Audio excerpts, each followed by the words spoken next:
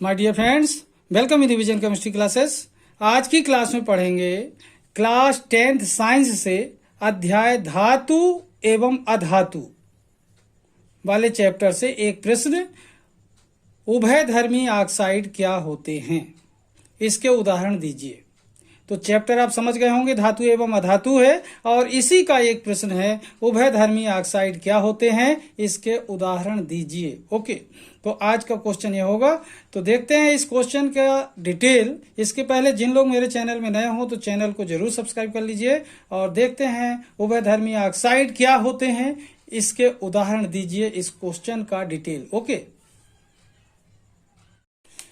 तो देखिए उभयधर्मी ऑक्साइड क्या होते हैं, इसका आंसर देखते हैं। उभयधर्मी ऑक्साइड, ओके, तो यहां पर देखें वही ऑक्साइड जो अम्ल तथा क्षार दोनों से अभिक्रिया कर लवण बनाते हैं। ध्यान देना, ये ऐसे ऑक्साइड हैं जो अम्ल और क्षार दोनों से अभिक्रिया कर लेते हैं और लवण बनाते हैं, साल्ट बनाते हैं। ठीक है, तो ध्यान से देखें, वही ऑक्साइड जो अम्ल तथा क्षार दोनों से अभिक्रिया कर लवण बनाते हैं उभयधर्मी ऑक्साइड कहलाते हैं।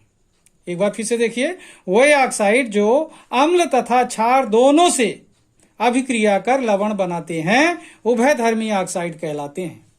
उदाहरण देखें, फर्स्ट नंबर देख रहे हैं एल्यूमिनियम ऑक्साइड। फार्मूला देखें Al2O3, Al2O3। सेकेंड देखें zinc oxide, ZnO, zinc oxide ZnO, aluminium oxide Al2O3। Okay, एक बार फिर से देखें, वही ऑक्साइड जो अम्ल तथा क्षार दोनों से अभिक्रिया कर लवण बनाते हैं उभयधर्मी ऑक्साइड कहलाते हैं। उदाहरण aluminium oxide Al2O3, second zinc oxide ZnO। अब देखते हैं ये किस तरीके से अम्ल और क्षार से अभिक्रिया करते हैं। ठीक है, तो आप वीडियो में बने रहिए। ओके, अब यहां पर देखें एल्यूमिनियम ऑक्साइड, जिसे अपन ने एग्जाम्पल के रूप में देखा था कि यह एक एम्फोटेरिक यानी उभयधर्मी ऑक्साइड है। तो ये किस तरीके से अम्ल और क्षार दोनों से अभिक्रिया कर लवण बनाता है। ठीक है, तो यहां पर देखें aluminium oxide Al2O3 plus 6HCl, यहां पर देखें ये HCl हाइड्रोक्लोरिक अम्ल है, मतलब अम्ल से अभिक्रिया हो रही है। तो AlCl3 बनाता है 2 टाइम, ये लवण कहलाता है और जल अलग होता है। तो मतलब एल्यूमिनियम ऑक्साइड की हाइड्रोक्लोरिक अम्ल से, मतलब कोई सा भी अम्ल होगा, अम्ल से अभिक्रिया करके लवण बनाएगा और जल बनाएगा। ठीक है, उसी तरीके से अब यहां पर देखें वही एल्यूमिनियम ऑक्साइड सोडियम हाइड्रोक्साइड से अभिक्रिया करता है। सोडियम हाइड्रोक्साइड क्या है? क्षार है। यहां अम्ल से अभिक्रिया किया तो लवण बना, यहां पर क्षार से अभिक्रिया कर रहा है तो NaAlO2, ये भी एक लवण है, सोडियम मेटाएल्यूमिनेट।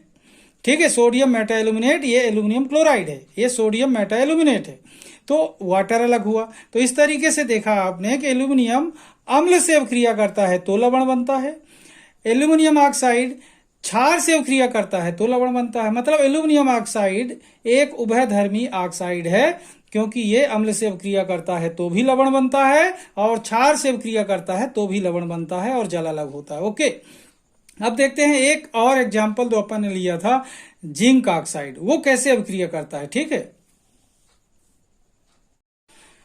तो अब यहां पर देखें जो सेकेंड ऑक्साइड अपन ने दूसरा वाला लिया था जिंक ऑक्साइड, जो कि यह भी एक उभयधर्मी है और उभयधर्मी है तो अम्ल और क्षार दोनों से अभिक्रिया कर सकता है और लवण बनाएगा। ठीक है, तो यहां पर देखें कि ये करता क्या है। सबसे पहले देखें जिंक ऑक्साइड HCl से अभिक्रिया करता है, हाइड्रोक्लोरिक अम्ल कहलाता है HCl। तो अम्ल से अभिक्रिया करता है तो क्या बना रहा है? लवण ZnCl2 और जल अलग होता है।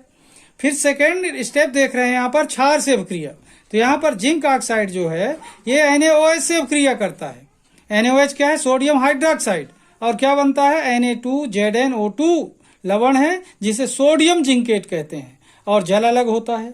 तो इस तरीके से देखें कि जिंक ऑक्साइड हाइड्रोक्लोरिक अम्ल से अभिक्रिया करता है तो ZnCl2 लवण बनाता है, जिंक क्लोराइड, और जल अलग होता है। वही जिंक ऑक्साइड सोडियम हाइड्रोक्साइड मतलब क्षार से अभिक्रिया करता है तो सोडियम जिंकेट बनता है जो लवण कहलाता है और जल अलग होता है। ओके, इस तरीके से देखें कि जो उभयधर्मी ऑक्साइड होते हैं अम्ल और क्षार दोनों से अभिक्रिया करते हैं और लवण बनाते हैं। ठीक है, मतलब वो ऑक्साइड जो अम्ल और क्षार दोनों से अभिक्रिया कर लवण बनाते हैं उभयधर्मी ऑक्साइड कहलाते हैं। ये क्लास 10th के छात्रों के लिए इंपॉर्टेंट क्वेश्चन है, ध्यान रखेंगे, आप लोग जरूर सीखिए। आज की क्लास को मैं यहीं पर समाप्त करूंगा। जिन लोग मेरे चैनल में नए हो तो चैनल को जरूर सब्सक्राइब कर लीजिए। तब तक के लिए धन्यवाद। जय हिंद, जय भारत।